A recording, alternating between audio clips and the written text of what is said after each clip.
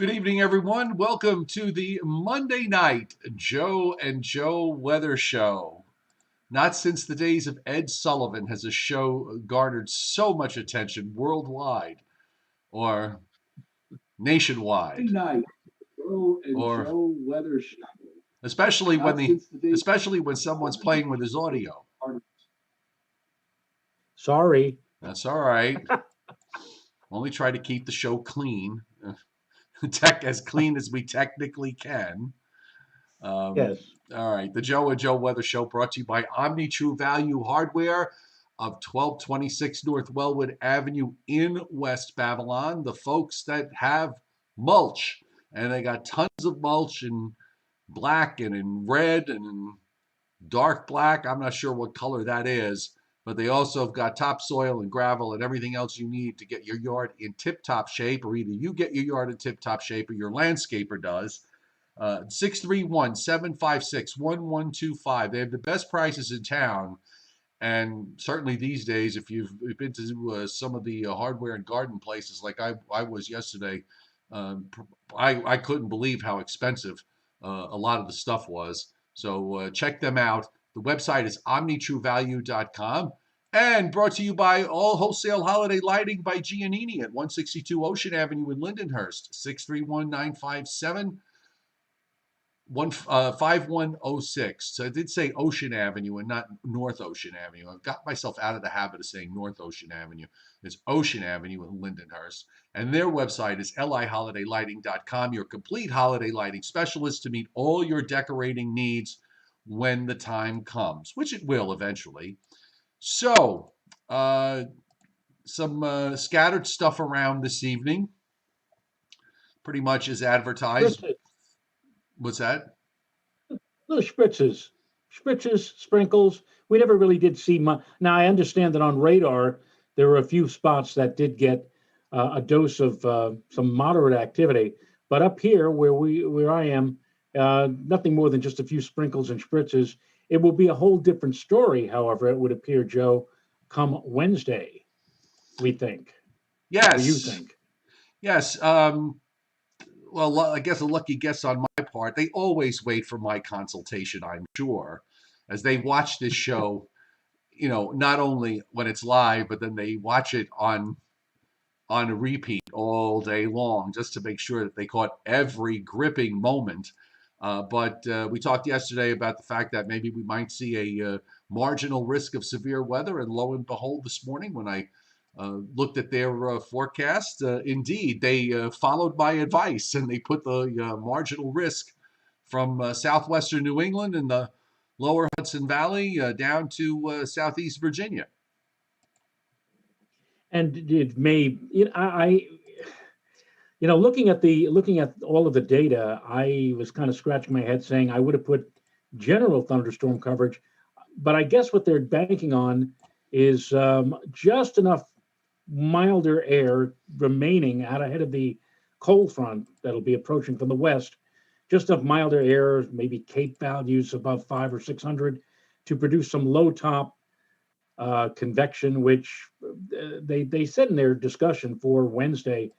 Basically, what they're concerned about is very strong and gusty, possibly damaging winds. So therein lies the potential or the prospect for possible severe weather. And in a few moments, if you give me a chance to share the screen, I'll show you what the RPM is suggesting. The RPM is showing a pretty darn good squall line or darn bad squall line, depending upon your viewpoint, moving on through sometime around 5, 6, 7 o'clock on Wednesday afternoon and evening, which could make all the difference between a few showers and maybe some heavy duty weather. Yeah, you do have sharing privileges, by the way. And also, just to note, the folks that are watching on Long Island when it comes to this sort of stuff, the battle on Wednesday is the strength of the upper trough. Does that hold the thunderstorms together to compensate for the fact that there'll be a south wind? And usually, 9 times out of 10, the south wind wins that battle. And the thunderstorms, once they cross the ever-increasing tolls of the George Washington and then the Whitestone and Throgs Neck bridges, they just kind of decide to peter out. Sometimes they make it through Nassau County, but they seldom hold together through Suffolk. That's kind of what I'm thinking here. You're probably going to see the line look threatening as it approaches New York City, and more than likely holds together as it moves through New York City and points north and northwest, and then it'll start to fizzle as it goes further east across Long Island and southern Connecticut. That's usually how it works. Yes, yes. Not unlike when Bugs Bunny was trying to take the penguin back to the South Pole, and when they got to the Panama Canal, he said 25 cents to go through this thing, and we'll walk first. Oh, good That's what I guess Lord. the thunderstorms kind of wish that, you know. How much I forgot already. I've lost track of how much it costs to get over the Whitestone Bridge or the George Washington Bridge. I didn't want to think about it, but Well, they now added a middle tier to the New York to the Throgs Neck and Whitestone Bridge.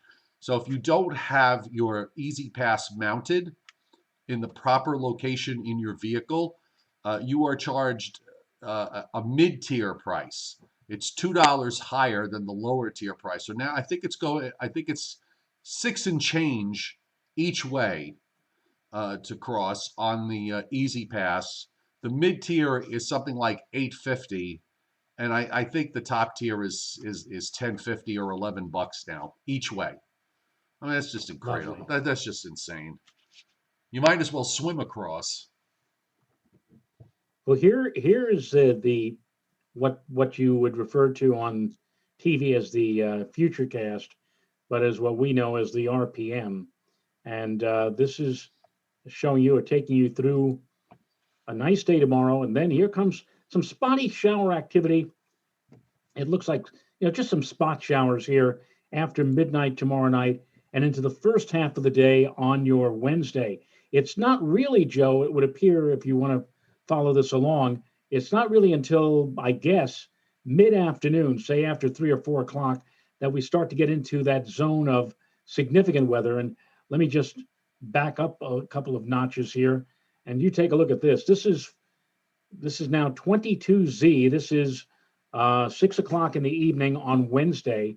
Quite a squall line that they have projected from up, I guess, near Glens Falls through Albany, straight down the Hudson River Valley, right on through the Hudson Valley and into New York City, and then right down parallel along the Jersey coastline. So this is what is being progged for the late afternoon hours on Wednesday.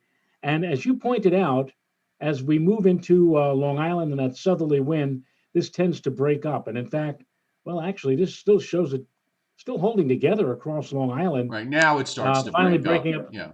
And now it starts breaking up. That's 23:30 Z. So that's 7:30 in the evening as it approaches your old stomping grounds out and toward eastern Long Island. And by 8 o'clock, it's pretty well gone. So Yeah. count on it making it at least as far to the east as New York and maybe portions of Nassau County before it kind of falls apart. And this thing really doesn't begin to start developing until, well, probably sometime around, what is that? That's 17:30. So 1:30 in the afternoon on Wednesday, we start watching central Pennsylvania and how this develops. And if this does develop the way this is being progged, I'm sure that the folks over in Norman, Oklahoma, the Storm Prediction Center, will probably box out a broad area, including New York City and part of Western Long Island, for a severe weather watch uh, during the course of the afternoon on Wednesday. Uh, I just want to give an acknowledgement because we have someone new on the board. It's always, I think he's new, and I assume it's a he. A Grizz 2018C. Minnesota really needs to know what very cold is. Some say 30 is very cold. Minnesota, you say very cold. We think minus 30, so go easy on us. Welcome aboard. Either way, I mean, this time of year when we talk about cold, you see temperatures that are running 15 degrees below average or more. I kind of call that cold. I mean, you don't speak in, I mean, I don't speak in January standards when we're in the middle of April. So I just kind of, you adjust for the season. And, the air that's going to come in behind this front is cold. I just want to go back, Joe, to that. And I got the RPM is usually a blend of a bunch of different models. Uh, this is obviously we don't have uh, really warm tropical air surging up the eastern seaboard with this. It's not like we're going to be in the 80s on Wednesday. The south wind is probably going to hold the temperatures down to a large degree, as will some cloud cover. So again, this is all upper trough induced, and because you have a surface low to the north, a strengthening upper low that's swinging around with the extending trough to the south, and that low is going to be deepening. You've got a lot of dynamics going on in the atmosphere. And add to that we are in the middle of April. It's likely that you'll probably see a decent squall line. And this was the late afternoon NAM, which actually snakes down a nice looking squall line, not too different from the RPM. I'll just roll it back 3 hours. So this is at 1 p.m. Wednesday. You see where the low is. It's a 97 low up. I don't know if that's probably like near Schenectady or something. And then it goes into southern Vermont by the time we get to 5 p.m. So this is 2 p.m., 5 p.m., and the line probably hits its peak around 5 or 6 o'clock. And you see even the NAM, starts to break it up as it moves east into southern New England, which makes total sense, given the fact that if you look at the isobars during the afternoon along the coast, you've got this flow that is coming, the isobars are south-southwest, so the wind is going to be, pretty much from the south. And the ocean water temperatures are still pretty cold. So obviously that is going to compensate for what's happening with the dynamics. And then speaking of the dynamics, I just want to look at take a look at the 700 millibar. That's always the level that I like to look at when it comes to thunderstorms. And, I did, before we even do the look at the omega, I want to go to the wind. Because if you take a look here at 2 o'clock, now your trough, here's your trough, which is that's not too shabby a shortwave, but right ahead of it, if you notice ahead of it, right in here, there's this belt of winds at the 700 millibar level. Some of them on the order of about 50 to 60 knots.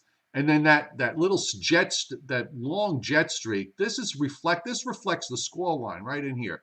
This long north-south narrow jet that approaches the coast, and you have a few pockets of little circle there of 60 to 70 knots along the New Jersey coast there over Monmouth and Ocean counties, and then another one in northeast New Jersey, another little patch right up here. Here's one. Here's the other one that I'm talking about further to the south. So you see something like this where you have an almost continuous belt of 50 to 60 knot winds. That would support straight line wind, as opposed to when you see them in these sort of little blotches that look like measles we talked about yesterday. And in those cases, you wind up seeing rotation. That jet actually starts to weaken a bit as it moves east Wednesday night, when it's moving out through New England. And then, of course, you get the upper trough and the short wave going by around, say, 9 or 10 o'clock. And then it will turn the wind machine on after that for Thursday and Friday. The upper low, you see how it strengthens in eastern Canada. We have a very, very strong, northwest flow coming out of Canada, moving right into the northeast and northern mid-Atlantic states. And actually, some of that cold air is going to make it pretty far south. It's going to get down, even down to me. I might even have to deal with the chance for some frost here at some point out of this, which means all the plants that I put out, at least the ones I put out in pots. I'm going to have to bring those back in. But the dynamics are here for something to happen. Again, the coast, the areas east of New York City probably will catch a break like they usually do in the springtime. We'll see what SPC does with this tomorrow. I imagine they're going to leave the marginal risk. If they're going to do anything where they stick in a slight risk of severe weather somewhere, I'm thinking they probably will wait till Wednesday to do that and not do it tomorrow. Yeah, you're probably right. And while you say that you may have frost, I mean, take a look where I am, for example. I'm thinking that temperatures on Wednesday night, Thursday morning are going to be flirting with freezing, right around 31, 32, 33. Yet I don't think we're going to be in line for frost because I think the winds are just going to be too strong. I think we're talking about winds on Wednesday by later in the day and into Wednesday night, gusting past 20 and 30 miles per hour. You can't make frost when the winds are that Right, I agree with you. Yeah, robust. yeah. Just to remind everybody, I'm right now physically I'm in northern Georgia in the mountains, so that's why I'm talking about it. Was that where you were? I thought you were at the I thought you were in the Fortress of Solitude up in the North Pole. Yeah, yeah. I guess I should have made that left turn at Albuquerque. Yes, Yes. yes. Anyway, go on. You were saying. No, I mean it. What I think is that while we probably will not have a frost advisory, what I think we will see, quite possibly, in portions of the Hudson Valley for Wednesday night or Thursday morning, is a freeze warning. Yeah, there's nothing Yeah. stopping it from dropping on down to within a few degrees of the freezing mark. So if you've already gone ahead and started planting those tender seedlings, I think you're in trouble because we've got some problems coming for at least a night or two. Maybe not just Wednesday night, but maybe Thursday night. By Thursday night, maybe the winds will have died off a bit. Although I still think that in looking at the maps here, even Thursday night, it may be still rather breezy. So we're in for some rather gusty conditions here during the second half of this week, Joe. I still think, by the way, we're going to be below wind advisory criteria. I think we'll be just below it. Yeah, I think right now, from this vantage point, I don't think we're going to see wind advisories. I agree with you on that. Although sometimes, you talk about politics. Um, Sometimes a forecaster at a weather service office will say, what the heck? What can it hurt if we put an advisory up? Better safe than sorry. Even Yeah. though, the general idea is that no, we're probably not going to get above, let's say, 40 or 50 miles an hour, but still, somebody out there might say, what'll it hurt? You might We see it. could, You but might see it for the New winds England. that we see, the winds that we see with any possible low top convection during Wednesday afternoon and evening certainly have a chance in some spots to, get above 50 or 60 miles an hour. But that's, not isolated, but very localized and also very brief, as opposed to an advisory, which would generally, last at least several hours or more. Meanwhile, I rolled the dam back a little bit to tomorrow at noon time, where there is snow from southeastern Kansas northeastward up to Chicago, and low pressure. You see it forming there in southern Indiana, moving across southern Ohio. There is a cold front that is moving east at the moment through the lakes. Excuse me for the circle of death here. And then that also reminds me, there's some other issue that I want to mention here in a moment. But there's a cold front that's moving east through the Great Lakes. That front stalls out to our west, which is why we're going to have uh, a nice day tomorrow. In fact, the isobars are westerly here tomorrow morning into the afternoon. Then they go west-southwest. There's a low that's developing offshore. So that just has kind of put the brakes on this front for the moment to allow a wave to develop. Are the Mets? Somebody mentioned to me, are the Mets playing in Chicago Yes, they are. uh, tomorrow? Yes, they are. Wrigley Field. And they could probably get some snow over there tomorrow, Joe, with the way this looks. What else is new, Joe? I mean, they Naturally. already had one snow out. They had a snow out win on Friday. I'm getting the impression that the Mets think that all the bad weather is following them. Not bad baseball, but bad weather. Yes. The low is going to wind up near Pittsburgh, and there'll probably be some snows there up in northern Ohio and on up into western New York, maybe even a little bit of lake effect that'll go on during Wednesday into Wednesday night as the low moves up into northern Maine, and then the rest of the week should be fine. It just kind of but we do have the nice day tomorrow. I've been telling everybody to make sure you take advantage of Tuesday, because the temperatures on Tuesday for tomorrow are going to probably make it. Yeah, I think we could do it. Do every bit of 70 to 75 tomorrow. I thought that the GFS once again is playing catch up in terms of temperatures. If I had followed the GFS with the Hudson Valley, for example, I would have only have gone 63 to 66. And I said, no, I don't think so. That's much too cool, especially with winds coming from the west southwest. So I would have added at least 5 or 6 degrees to those temperatures. And yeah, I agree with you. Many areas tomorrow by mid afternoon should be at or above 70. And tomorrow night, it's going to be a mild night for the latter part of April, with some spots not getting much lower than the low 50s, and that's pretty darn mild Yeah, for the nighttime hours of April. sure is. I put up the snowfall forecast map, and you can see this goes through Thursday night, so this pretty much covers everything with this next system.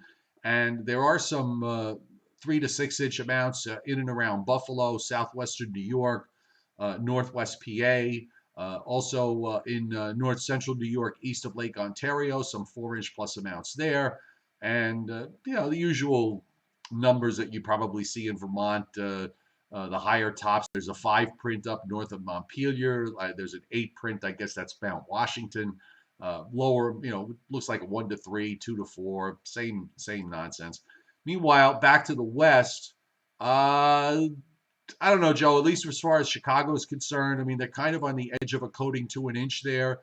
Some 1 to 3 inch amounts in western Ohio and in parts of central Indiana, and then you have 2 to 3, 2 to 4 in Missouri, central and northern Missouri, northern Kansas, and one of our regulars, Ruthless Goat, as he goes by, has been talking up the weather where he is in Loveland, Colorado, because Denver's got a 5 print here on their snowfall forecast, and the numbers are in the double digits in the hills and the higher terrain that's north and west of Denver. I mean, Denver's already high terrain, so you're talking about really high terrain up north and west of Denver, where we've got a footprint, a 12 print and a 16 print on the digital forecast, and you see snow also.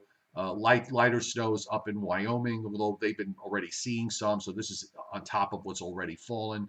Uh, Typical late season snowfall for that part of the country, not a big surprise. And meanwhile, as we look at the satellite loop tonight, you can see that little upper trough that's moving through the northeast and down into the northern mid-Atlantic states.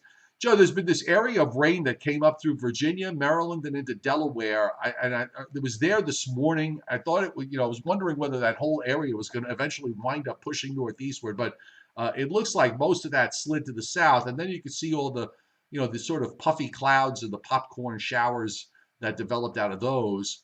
And there's your cold front, that swirl running back through the Great Lakes, right in here. And this is the one that's going to stall out a little bit further south than where I have it drawn. And it's from that you're going to wind up getting that developing wave that's going to move on out to the northeast.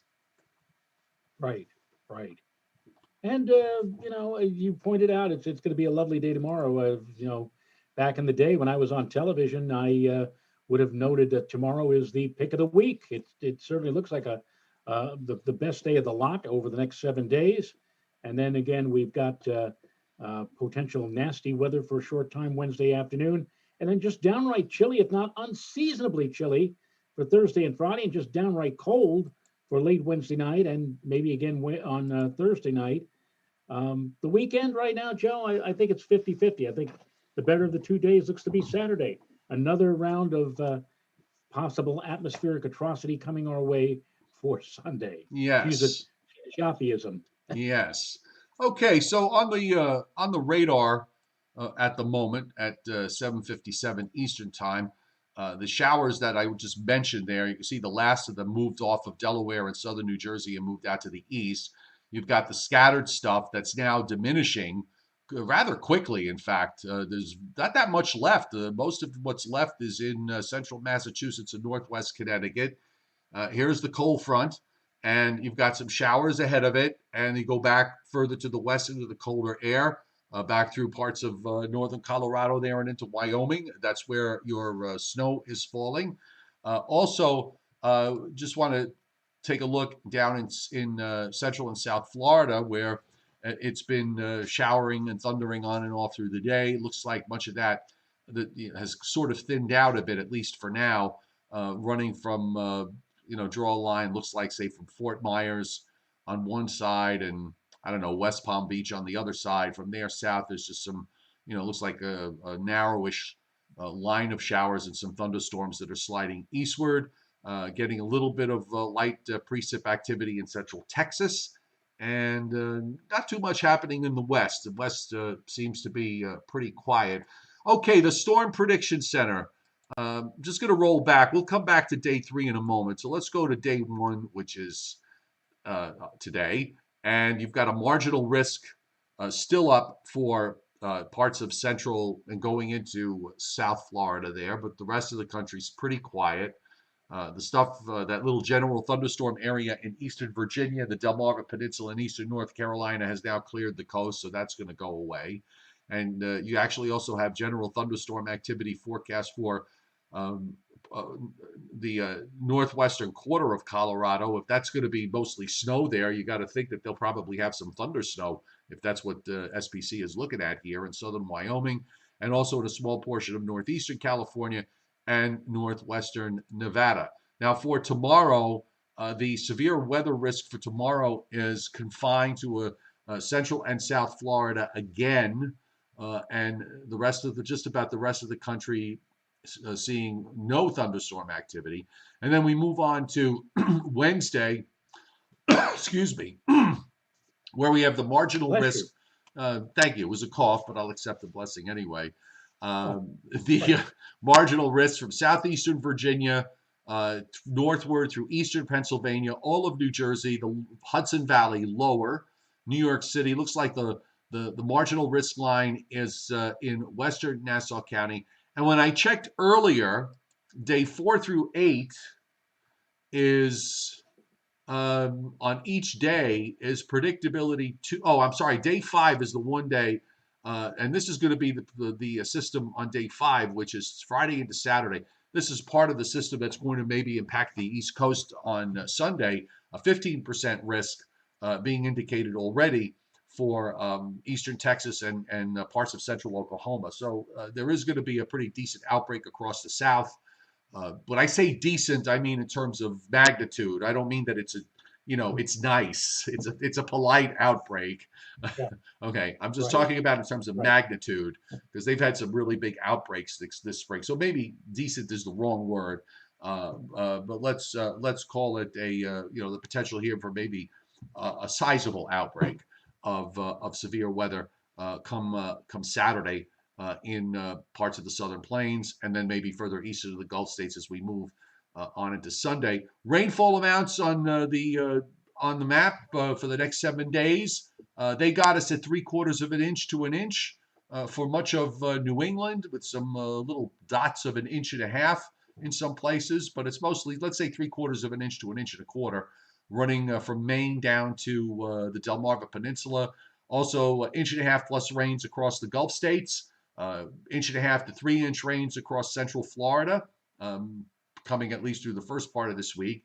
And we mentioned yesterday some much needed rain in California, even down into Southern California, seeing potential for some rain. Not a lot here. We're talking about 1/4 of an inch or less in Southern California. But you go further north, you start to get into some of the bigger amounts in Northern California and points northward on up into the Pacific Northwest, and also in the Northern Rockies, where most of what you're seeing there being indicated is snow, and the same goes for Colorado. So let me see. The new GFS is coming in now. So what are your thoughts, Joe, on we'll get through Wednesday. We'll get through Thursday and Friday with the wind. What are your thoughts on the weekend? Have you given it a good look? Yeah, I think Saturday is going to be a mainly sunny day. Some fair weather cloudiness popping up during the latter part of the day, but it looks fairly decent. I think temperatures will be, in general, mostly in the mid, maybe a few upper 60s. And then on Sunday, we have the next round of unsettled weather, which may evolve out of a developing low pressure system that'll be near the mid Atlantic coast. Temperatures may actually stay on the coolish side, 50s to around 60, which, a few periods of showers or maybe some rain. That, however, looks like it'll be moving out in time so that we go back to work. those of us who are working on Monday of next week, looks dry with a bit of a breeze and temperatures back up close to 60 degrees. By far and away, the nicest day, as I said, will be tomorrow with temperatures flirting with 70. Most all the other days coming after tomorrow are going to be generally in the 50s and 60s. The mildest day after tomorrow may actually be Saturday, with temperatures, as I noted a few moments ago, in the mid to upper 60s. But Sunday will be something completely different. One of the things with regards to the weekends, I think the models are struggling a little bit with is the fact that if you look at, I brought up the teleconnections for the NAO and the North Atlantic Oscillation, this tendency for higher than normal uh, pressures up in the North Atlantic that we've seen quite a bit of this month, and more than likely we'll probably see it some more as we get into May. I don't think it just disappears, but if you take a look here, if you look at the different members, which are the red lines. Most of them are negative through the weekend. Then but you got half of them that go positive, and half of them stay negative. So I think some of the models are kind of having some difficulty here figuring out how this is all going to play. And I mentioned that because I just took a looking at the 18Z GFS, which I didn't really see until just a few minutes ago. It has on this particular run, it has a bit more of a robust looking system. But let's back it up on the upper air, going back to the system for Wednesday, and we're looking now at the 500 millibar level up at 18,000 feet or so, and you can see this upper low that forms over the northern Great Lakes and strengthens as it moves eastward. You get this upper trough that swings through here for later Wednesday. It's a very cold upper air, and that's one of the things you get a lot of this time of year. You can get a situation like this where the upper air is very cold, but the bottom of the atmosphere is trying to heat up because of the strong sun. So it creates, it can create instability at times, and I think we're going to be dealing with that on Thursday because there still looks like there's troughing here along the East Coast, so there's probably going to be some clouds in the mix with that sun.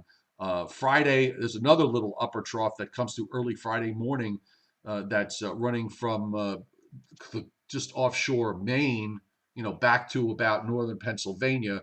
So that just puts in just a couple of clouds in the mix. Saturday, yes, definitely the better of the two weekend days. Get a little bit of a shortwave ridge that pops up, and now you see the next trough. There's a southern stream system here. There's a southern stream shortwave trough here. Take a look right in there. There's a northern stream part of it that's coming down, and as we go into Sunday, they kind of phase together here, and the trough actually, Joe, it goes negative by Sunday afternoon. Gets fairly sharp as it lifts on up to the northeast and then cuts off in the Gulf of Maine and then heads up over into Nova Scotia. After that goes by, next week, looks like a big ridge tries to build into the eastern part of the United States, at least in the world of the GFS. So it'll be interesting to see if this verifies, because if it does, and if we can set this up with the right kind of wind direction, we might be able to string together several warm days during next week, maybe Tuesday, Wednesday, and into Thursday before the next cold front tries to make it through. So that's something to think about as far as the long range is concerned. So as we get into the last bunch of days of the month of April. But I'm going to put up the surface map here, starting with Friday night. We're still dealing with a gradient. Meanwhile, high pressure off the southeast coast, so the weather in the middle and South Atlantic states down to Florida looks great. You also start to see the breakout of showers and storms in East Texas and Louisiana. So here's where I think you're going to probably see severe weather start to develop maybe on Friday back in parts of Texas and Louisiana. And then, of course, as we move into Saturday and Saturday night, it starts to swing through the Gulf states and eventually into the southeastern part of the U.S. So the severe weather folks down in Alabama and Georgia might be at issue here. But this low on this run kind of wraps up quite a bit when it moves off the Delaware coast. So you got rain on Sunday, lasting through a good portion of the day. It's got a 983 low near Nantucket, Joe, by Sunday evening. So that's kind of interesting. Nice wrapped up little low there that becomes a 76 low halfway between Cape Cod and Halifax, and then just kind of moves away to the east. And as far as next week goes, I see here's the problem for next week to bear in mind if we're going to see some kind of a warm up. You've got a high. There's not, I like to see this time of year west and west southwest isobars to really, really give you the signal that there's going to be a good warm up. It's not quite there for Monday, obviously. Tuesday, it starts to get in there a little bit. You get a southwest flow for Tuesday, Wednesday, and Thursday. So I think there's a chance that we could see some warm weather into next week before the next cold front eventually gets here sometime later next week. Yeah, well, it's always, sometimes it's a coin toss as to whether or not we can bring that warm air in. By the way, yesterday was the anniversary of the hot Easter Sunday of 1976, where New York City got to 96 degrees. Yeah, I I was talking remember about this that. with, I was talking about this with Renata yesterday or last evening, and I said I distinctly remember that the week before the heat, we had a spell of unseasonably cold weather. Where I used to live in Throgs Neck in the Bronx, we had a beautiful magnolia tree. Magnolias generally come out early and they die very early. They're the first, flower to bloom and also very quickly to go away. But I remember the magnolias came out; they were lovely. Then the cold that came in early April, that spell of cold weather killed off the magnolias, although the petals and the leaves were still on the tree. And then came the heat, and there was nothing more, you know, sad to see a magnolia tree with all the dead blossoms, just like there with 96 degrees outside. I mean, the magnolias would have loved that kind of weather, unfortunately.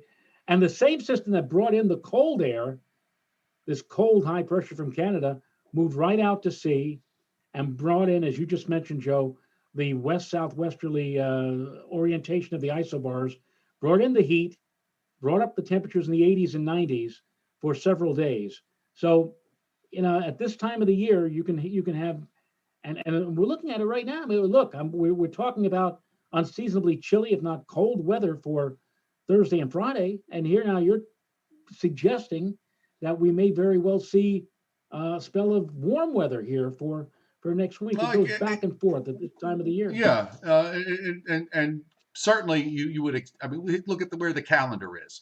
This is where you're still in a period where you can have volatility. I pulled up because I think Tim was mentioning on the chat board about the polar vortex, and the destruction of the polar vortex, which is what happens this time of year, continues. Just going back to yesterday, we had the weakening center up along the north coast of central Siberia. And then as we go through the next 16 days, the polar vortex just continues to weaken, weaken, weaken. And, when that happens, you're still seeing the lower atmosphere is still kind of reacting to the fact that the further south you go, the stronger the sun, and the earth is heating up. The northern part of the atmosphere is trying to play catch up in all of this, and as a result, you get these. We have severe weather season because of the breakdown of the polar vortex, and that breakdown just continues over the next 16 days. There's still a little bit of a very broad polar low left just north of northwestern Canada in the Arctic. But by the time we get to May 5th, which is the last day of all of this, you've got really very little of it left. So pretty soon, there's just going to be a big giant upper high up here. That's all that's going that's going to be remaining. So I think the question is, do we still have blocking issues to deal with during the month of May? I tend to think that we probably will. It's been there, and I'm a firm firm supporter of the idea of the trend being your friend, since we have it now and we've had it on and off through the winter, and now as we go through the spring, I don't see any reason why we can't have more blocking showing up as we go through the month of May.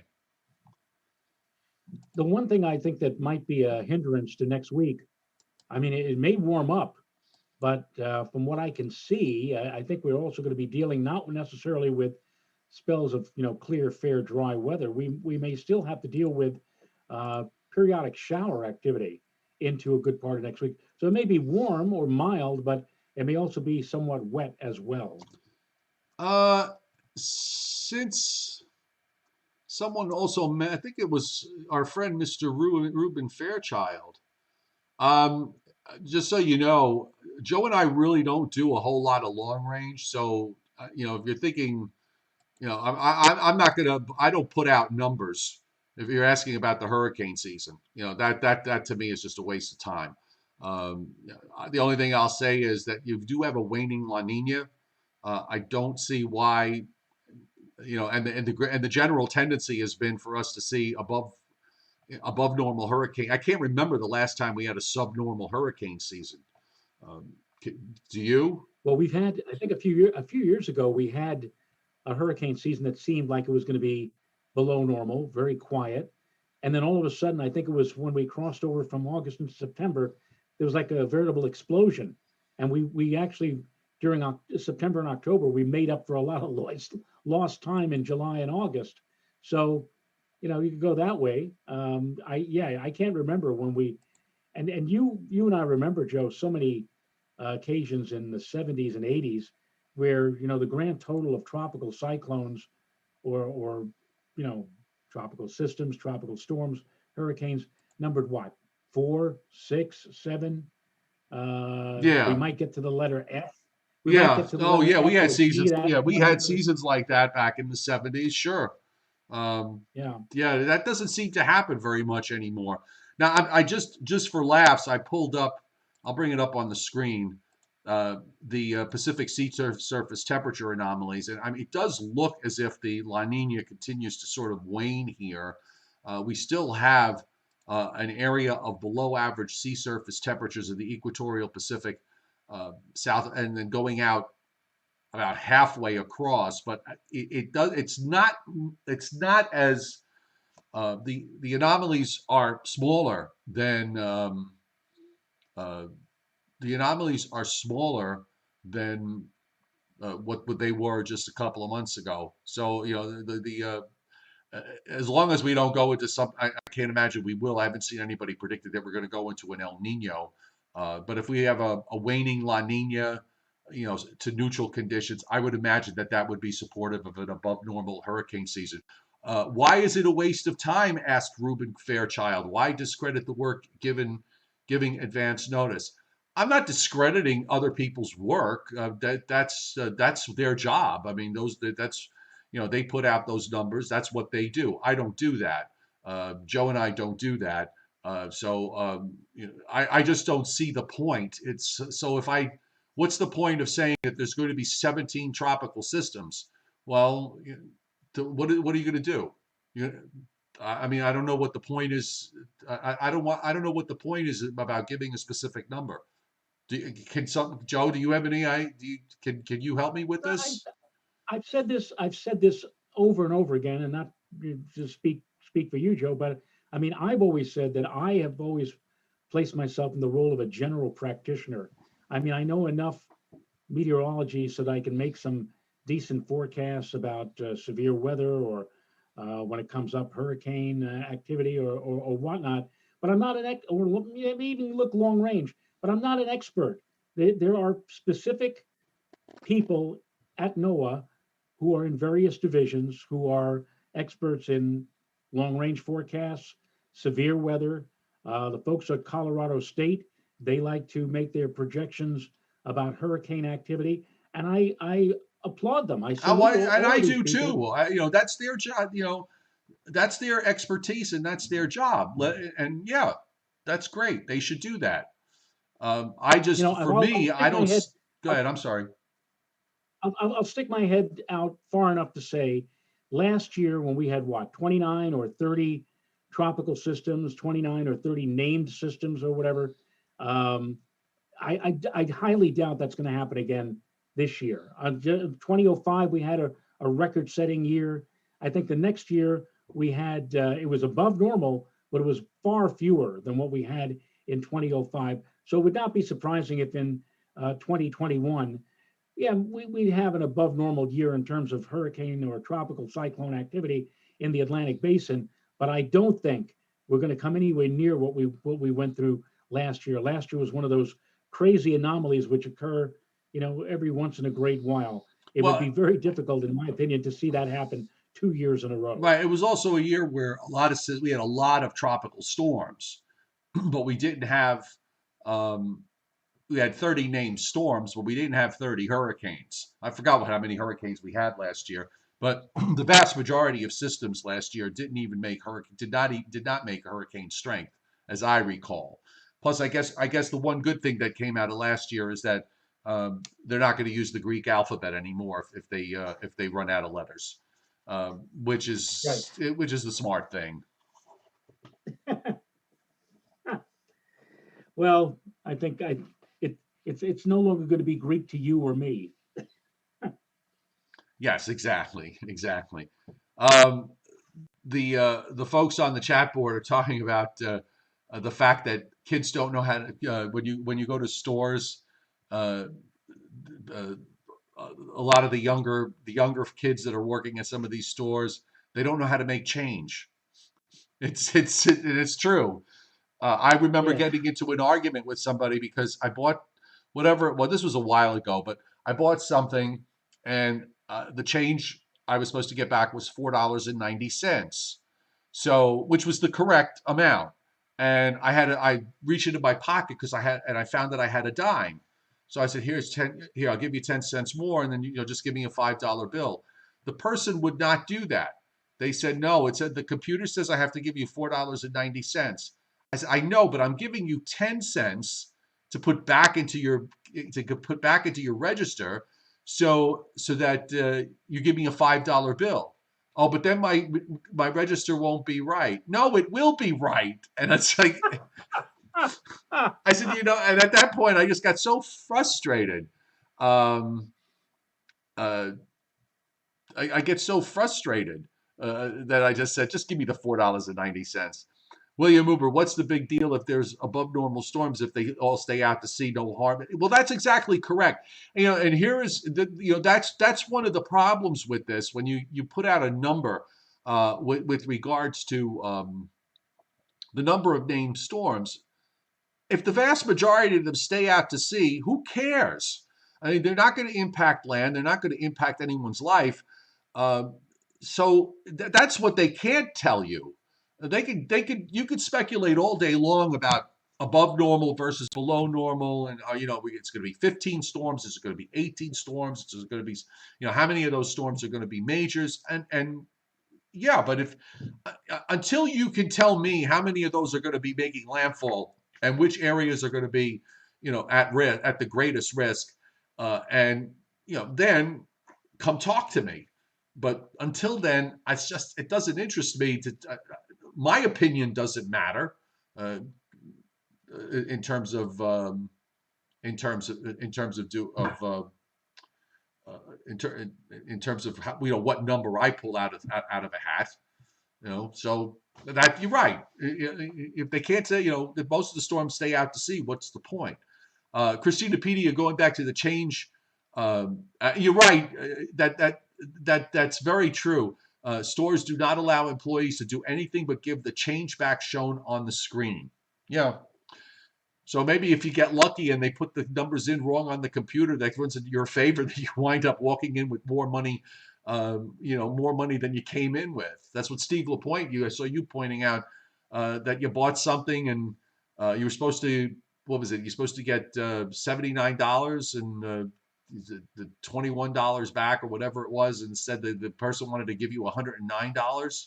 It's just, you know, it's bizarre. But that's the world we live in. I'm Joe sorry. Gaffney points out on the no, I was just going to say that on the chat board, Joe Gaffney is asking that will volcanic ash recently in the Caribbean islands affect this year's hurricane season? And I think we've touched upon this, and both Joe and I have pointed out that while certainly the volcanic eruptions in the Caribbean have been very formidable or formidable. Uh, they do not compare with Pinatubo or some of the really big volcanic eruptions that past Krakatoa. You really need to get that ash up into the stratosphere, up at about 10 to 20 miles above the Earth's surface, to have any significant effect on the upper level winds, the jet stream winds, and any weather that happens down here. So far, the eruptions, and in one case, we saw that uh, volcano in the Caribbean, puff out what, like 12 or 13 significant shots into the atmosphere, but none of those shots made it all the way up into the stratosphere. They stayed relatively low in our atmosphere. And if it continues that way, no, there's not really going to be much effect on the hurricane season or on weather here in the northern hemisphere in general. Again, you really need one of those big super duper eruptions to blow that stuff way, way up into the atmosphere, 10 to 20 miles up, to have any significant influence. There was Pinatubo in 91. There was El Chacon, which erupted in the early 80s, I think 1981 or 82. And but again, that has to happen in order for any significant changes weather-wise. And usually when they do come, they don't come instantaneously, like right after the blast. Sometimes you have to wait as much as 6 to 8 or 6 to 12 months before you begin to notice any changes in the overall, jet stream winds, the atmospheric river, as the mainstream media now likes to call it. Another branding, Joe, of Yeah. something that's been around all these years, but now, oh, that sounds so great. Atmospheric river, we should use that. Let's add that on, like the polar vortex and the Pineapple Yeah. Express and all, The only thing I will say though, with respect to the volcanic ash in the mid levels of the atmosphere and in the lower levels of the atmosphere out in the tropical Atlantic, it might have an impact much like the Saharan dust does, where it gets out there and it inhibits uh, tropical storms development, or you get a tropical storm that does develop, but you get all this dry air and ash that gets involved, or the Saharan dust, in just like what happened last year, at least for a little while, that you get the Saharan dust that right, gets involved, and the systems just don't ever really get much beyond tropical storm strength, or sometimes they never even make it. So you have this upper atmosphere that when you look at the setup of the upper atmosphere and you say that, okay, well, conditions look favorable for development, and then you get some Saharan dust that gets involved, and then they wind up not forming. So that would be the one thing I would just put out there, that with with the active volcano, if it's active enough where it's spewing ash at the mid levels of the atmosphere, you'll have to look to see whether that winds up getting involved, if they're still doing it when we get into tropical storm season. right. And William Huber asks about what about all the gas from these volcano? Where's that going? Well, the gas, goes up and it generally dissipates, but the aerosol cloud, the cloud that is formed or composed chiefly of the ash and dust that Joe just mentioned, that is the important part of the equation as to whether or not volcano. That's a very good point, Joe. I didn't think about that. I'm thinking about in terms of No, I know what. Yeah, worldwide, sure. putting that stuff way up there. But you're right. At mid and lower levels, that certainly could be an inhibitor, just like, as you mentioned, the Sahara dust. Well, and in the case of, because of the volcano where this one's located off the island of St. Vincent, which is right, right in that in the tropical Atlantic there. So some of that ash is probably going to be could possibly be. I we're speculating here in April about something that's really not going to be relevant for another couple of months at the very earliest anyway. So we'll see what happens when we get there, if these volcanoes are still at it. That would be the one thing I would just put out there with regards to all that the volcanic activity going on in the tropics. Hey, do you have a Briller Jeopardy? Because I don't have one. Did he send one to you? I don't think he did, but I will check. Oh, I wait know a minute. Scott's Hold been. on. Hold on. Okay. I think I did see something. It may have been actually, You have the Berlin Jeopardy, you have it. thank you, dear. Today in Macy's on our second floor, we have a 50% off sale on on dinner items. Lord, what am I doing here? All right, yes. Hi, Joe. Here's Briller Jeopardy from Mr. Chiaffi from Monday night. And the category, according to NOAA, these 10 states average the most sunshine annually. Baseball rules apply. All right, here So we he go. gave Hold me on. three states. I have to get my pen and pad for these things so I can keep track of what I'm saying. All right, so I'm sorry, these states are the 10 average, the 10 highest, 10 sunniest state. the 10 sunniest states. Okay. Right. So I'm going to start with the People's Republic of the state of Arizona. That is number one. Okay. Arizona. This is not, you know, see now. All right. So let me put this one out right off the bat. Florida. Florida is on the list. They are number four. Keep in mind, of course, that Florida brands itself or builds itself as The Sunshine State. Sunshine State. Okay. Yes. Anita Bryant would love that. All right. There were a Now, few people are saying, states. who's Anita Bryant? You know, there were a few states in this question that are kind of difficult to figure. All right. So Arizona to me was obvious. All right, so Florida. Okay. I'm gonna say Right. I'm gonna say Texas. Texas is right behind Florida, number five. Okay, so since Texas is there, let's go to the land of enchantment. Which is New Mexico. New Mexico. Oh, well, yeah, they're there too.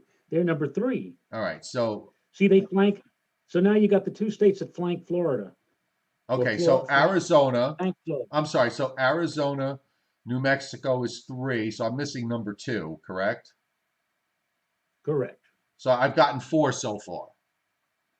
Yes, Arizona, Florida, Texas, New Florida, Mexico. Texas. All right. Yes. So I'm thinking, oh God, this really isn't, this is not easy. So I'll say, since I said Arizona, the neighboring state of the neighboring state is usually dry, so I'll say Nevada. Nevada is number two. All right, so I've got the first Pretty 5. good, Joe. You got 5 out of 10 so far. Yes. I got the You first. got 5 wins. All right.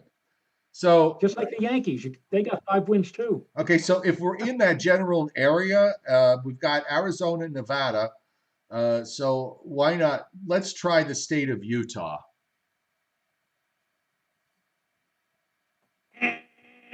Utah is not in it. Okay, Strike so one. all right, so that Strike one. all right, so all right, so now And I'm surprised, actually. yeah, Looking at all these states, I'm really surprised. all right, I'm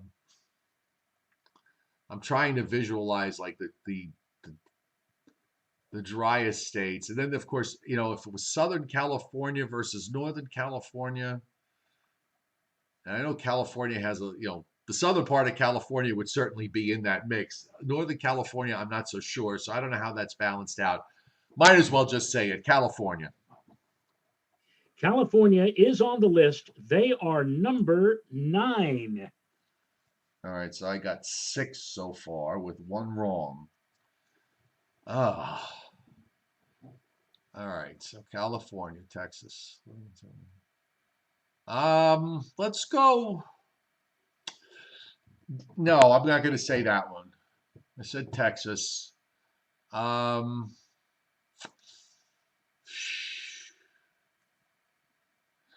I want to say Colorado. Do you want to say Colorado? Colorado. Colorado is number 7, All which is right. why I'm wondering why Colorado's on the list and Arizona, New Mexico on the and why isn't Utah on So that there's list? there's three left. There's three left. You're looking for number 6, number 8, and number 10. Number 6, 8, and 10. All right.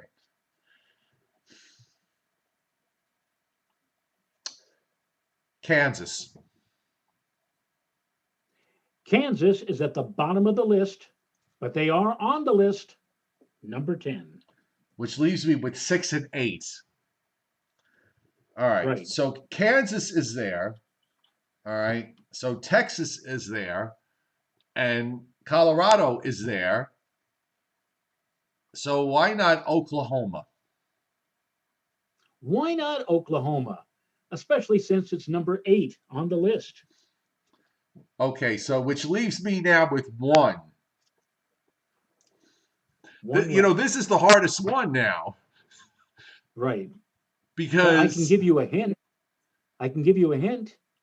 No, the chairman is asking on the chat board. No, he didn't say that one yet. But I will say that it does include all 50 states. Hawaii. Joe, you're right. Number 6, Hawaii. All right, so not too shabby. I got 9 out of 10 with only getting. I got 10 out of all 10 of them with only getting 1 wrong. But Right. Utah surprise. Now that you look at the geography of it, I bet you Utah's like 11. Might very well be. I don't have the entire list, but Utah can't be far behind. Certainly, Utah should be, I think, in the top 15 if they're not in the top 10. I think we should find out what are the top 10 states that get grapple. I don't know, but I'm sure that that the chairman now, for my Jeopardy question, is going to say which are the 10 cloudiest. Well, that's true. That probably is the next logical place that we But that's time to go but that's here. something for another day. The chairman says 11, so I'm assuming that Utah is number 11 on the list. So they just did not make it on the top 10. Yeah. Yes. I don't know. Johnny Quest asked this question. He messaged it to me. He said, "Do I know what happened to cause that ship to sink off of Louisiana?" He said he heard it was a severe thunderstorm. I saw this. I sort of briefly, half listening to it, saw the story about that ship, but I don't know what the weather cause was of it. Joe, did you happen to see see that Yeah, I story? know. I don't have. It's a sad story. Did they call off the search? I guess they have to assume now that I think I heard them anybody say and today they were going to everything. call off the search at sunset today. So, Yeah, it's been more than much. likely, They were hoping that there would be air pockets that would allow somebody perhaps to still survive, but it's been what now, 4 days, 6 days, or whatever. It's pretty well. I think it's I'm come to a guessing. conclusion. I don't know 100% for sure. I'm guessing off the top of my head that it was probably from severe thunderstorms because they have been hugging the lower Gulf Coast and offshore for the last couple of days. So because there was no gale center in the Gulf of Mexico, so it had to probably be from a cluster of severe weather. That's the one. Again, I don't. I'm not saying that with 100% certitude. That's just kind of what I'm thinking in terms of what I remember from the weather over the last 3 days or so. Okay. Yeah. It's tough to dwell on, but unfortunately, that's life. Yep. All right. So we're going to be back tomorrow night at our usual time, which is 7:30 Eastern time 7:30. on the Joe and Joe Yeah. Weather Show, brought to you by Omni True Value Hardware. They got mulch and more mulch and even more mulch at 1226 North Wellwood Avenue in West Babylon on Long Island. 631-756-1125 is the phone number. The website, omnitruevalue.com. whether you're a landscaper taking care of somebody else's yard or an individual taking care of your own yard, get your dump truck over there and fill your truck with mulch. And also brought to you by Wholesale Holiday Lighting by Giannini at 162 Ocean Avenue in Lindenhurst, your complete holiday lighting specialist, meeting all your decorating needs, whether you want to get your home decorated or maybe you want to do this as a business. Give them a call, 631-957-5106. The website is liholidaylighting.com. So we'll see everybody tomorrow night, and we'll reevaluate where we're going to go with this severe weather risk for Wednesday, among other things. Well, like you said, Joe, they probably will keep us in marginal tomorrow. And if they do have any ideas about putting, severe or slight chance of severe, that will not happen probably until first thing Wednesday morning. But it gives us something to look at tomorrow night. All right. See you, folks. Thanks for being here as always. And we'll see you tomorrow. Good night, everybody. Night.